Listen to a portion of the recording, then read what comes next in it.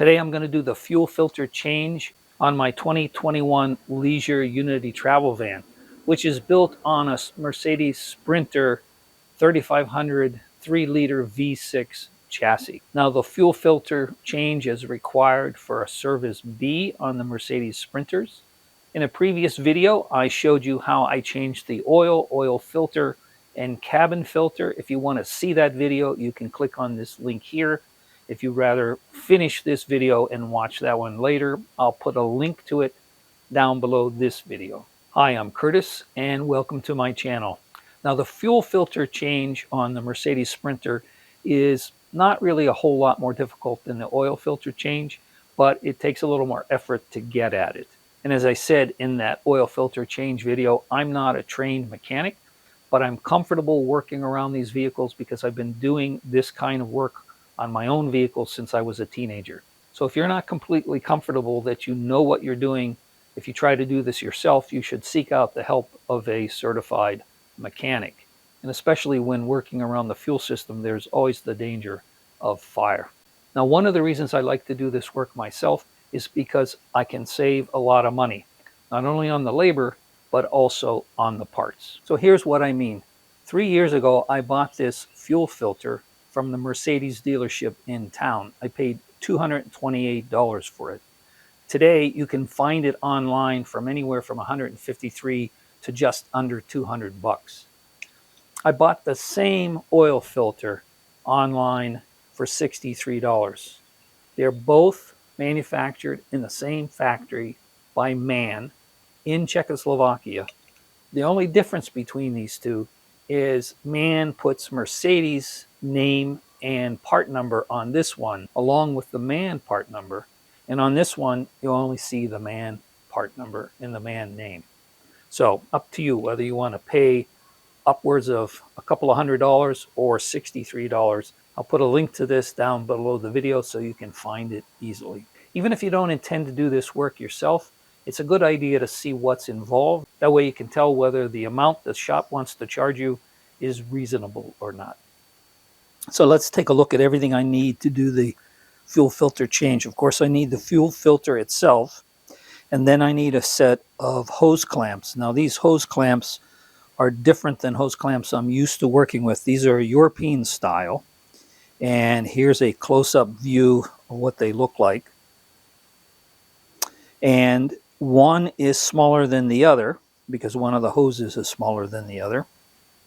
And then I also purchased the seal for the air intake line on the turbocharger. So my understanding is if you take that hose completely off, you should replace the seal. It's not that expensive, so I bought it just in case. If I don't take that line completely off, I'll just hold on to this. We're going to need various tools, a couple different types of screwdrivers, a ratchet, an extension. I'm going to find the adjuster, angle adjuster for the ratchet helpful. And then we're going to need this E10 socket since that's the type of bolts used holding down the fuel filter. Since I don't have fingernails, I'm going to need this hook to grab a hold of the U-shaped clamp on the water depletion hose line. And finally, I need this special tool here to remove and replace the hose clamps. So there is the fuel filter right there. See the two hoses there? There's the electrical connection on it. So it's down in there. So we're going to have to remove some parts to get down in there. So the first thing we're going to have to do is either remove this completely, or some people partially disconnect it and stick it on the side. I'm going to take this out completely because it makes it a lot easier to get in there. And it's not hard to take it off or put it back on. First, we can take off the positive voltage access point. There's a little clip under here. If you push it in and slide this up, you can get this out of the way. This is the clip right here. So we can set that on the side. All right, so we're going to take off these two electrical connections here and then the clamping point here. So this seems to vary by year, but on my model year, there's a white piece here that you pop out, push it down, and then it slides out. And this one has two push in on the side, and it pulls out. And then to get this release, just push down here on the side, and it just comes loose and it's out of the way. So now this is free here. I have to disconnect here.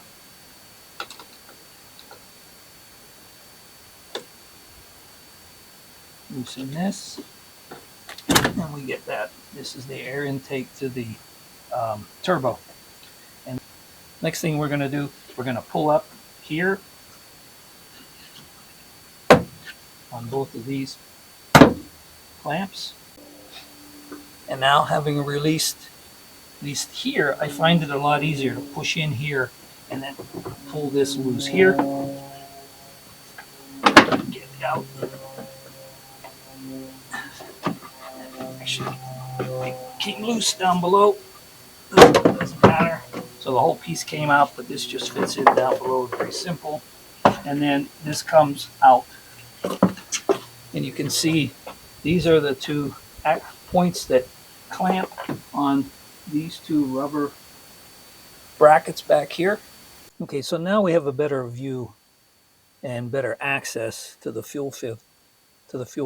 To get this out, we're going to have to take off 3 bolts. This one here, which is easy to get to. This one back here is not so easy to get to. This is in the way. And then this other one here, down in here, which you can see right there, which we should be able to get to. Now, there's several approaches to this, and we can simply loosen the input to the turbo and rotate this out of the way. Some people do that. If you take this off, you're supposed to replace that seal. That's why I have that seal. So if I have to take it off, I have the seal to replace it. So I'll try just rotating this out of the way to get access to this bolt down in here. The other thing that some people do is there's concern about this plastic fuel line here, that in the process of taking this fuel filter out, you can bump into this and damage it. So some folks recommend, and you can do this if you want to, take out this bolt here and take out this bolt here and take out this bolt here, and then you can lift this assembly up out of the way and less likely to damage that when you pull the fuel filter out. And then of course here are the clamps to the fuel filter, and then there is the electrical connection here to the fuel filter, as well as another connection to the fuel filter here, which we'll have to take off.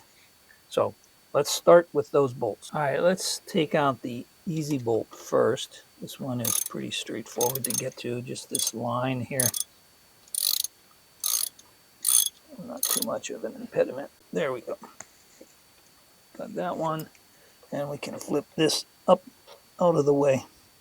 Now this other one is in between these connectors, but I can still get it without any problem.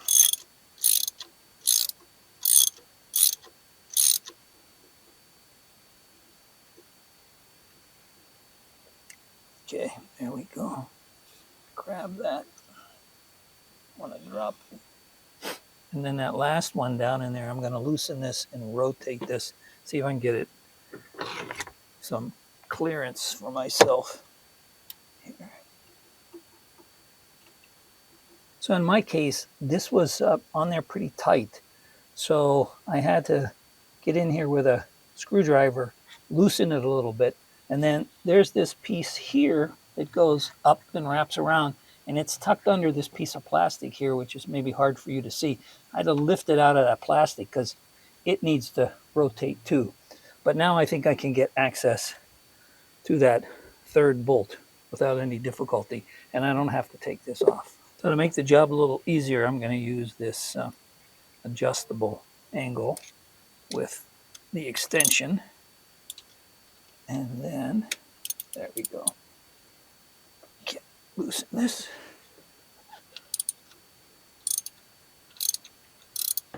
Okay, now I can that out and lift this bracket out of the way. Okay, that's all three of those out. Now we have to take this electrical connection and this additional hose off. So to remove this additional hose, which has no pressure on this side, we have to push up on this to get this clamp to pop out. Here it comes here. There we go. Almost got it. I don't want to drop it. So it's a little bit tricky. It doesn't stick out too far. I don't have any fingernails, so I'm going to get a hook. I'm going to get a hook. And that way, when I push this up, I can get the hook in there, pull it out.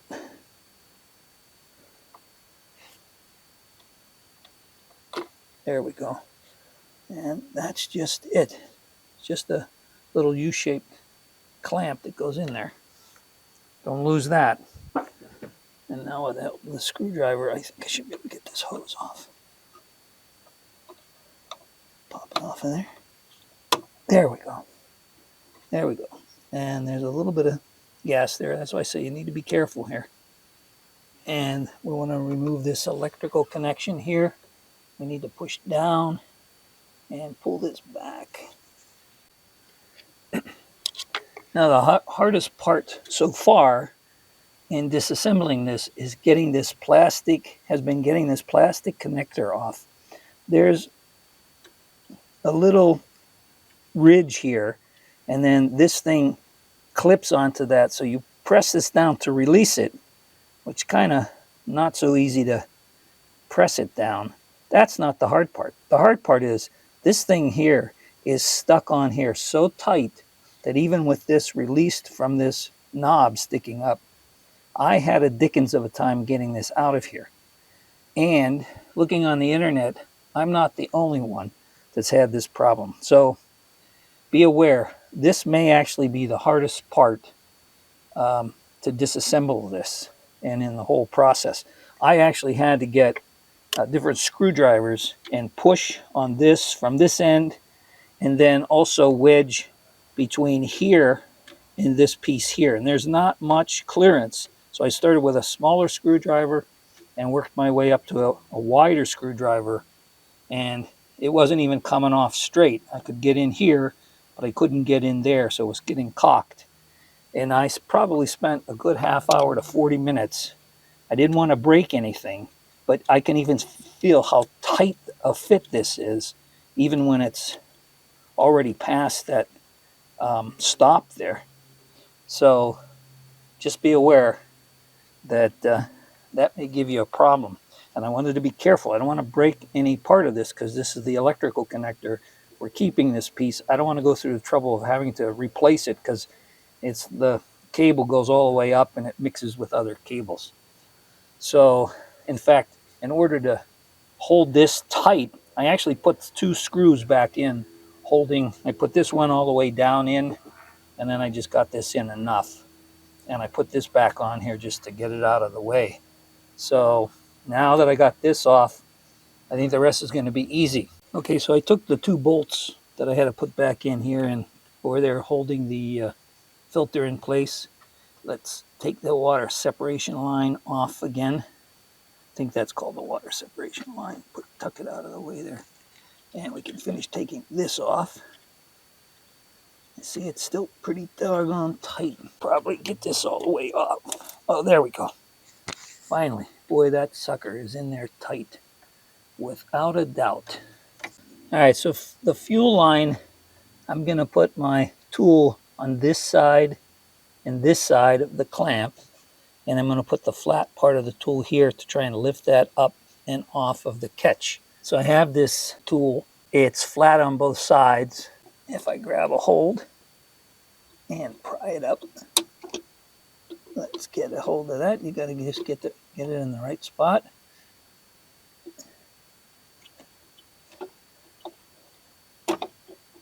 There it is. So that lifted up there. And let's do the other one. Same procedure here.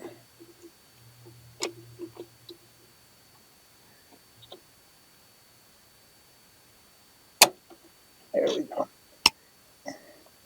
There they are. They're both loose. Now I can wiggle those off and pull the hoses off. So after successfully removing these hose clamps, I also had an extreme difficult time getting these hoses off of the filter. I had to use a screwdriver, and I kept prying on it and prying on it, and it, since the hose is elastic, it would move and then spring back, and you can't really get your hand in here to pull, get a good grip to pull on it. So I kept working at it, and finally I put a little bit of WD-40 in there and let it sit for a few minutes, and then I was able to slip these off of the fuel filter. You see, this one is still partly on there. There we go.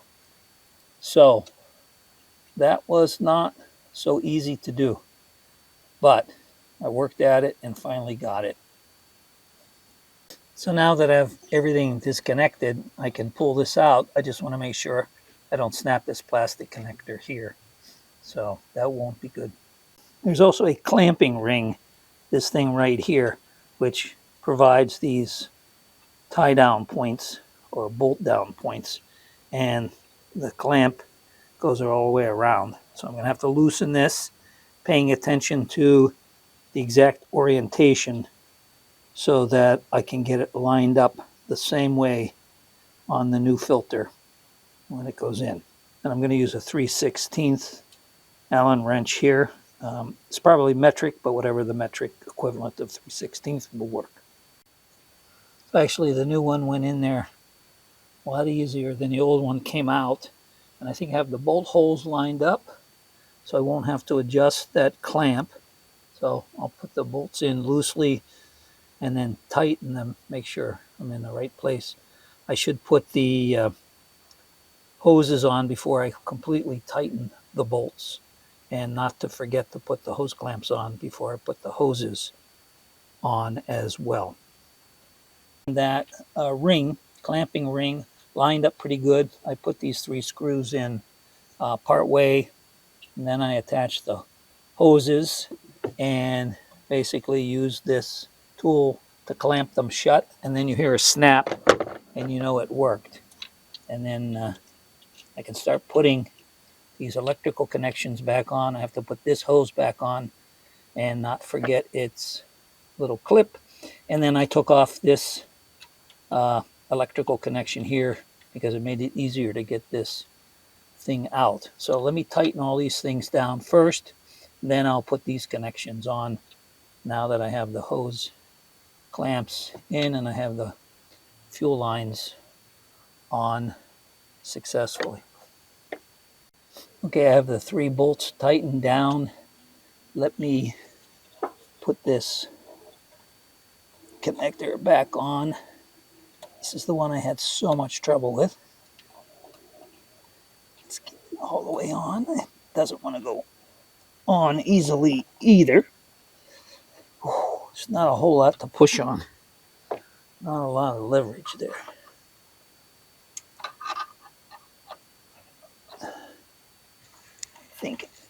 I think I heard the click.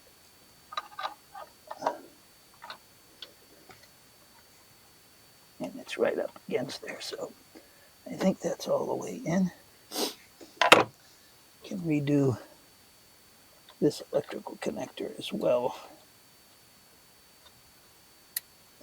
Push that pin in, and then I got to put this on. I got to remember the little ring that goes in there. Come on.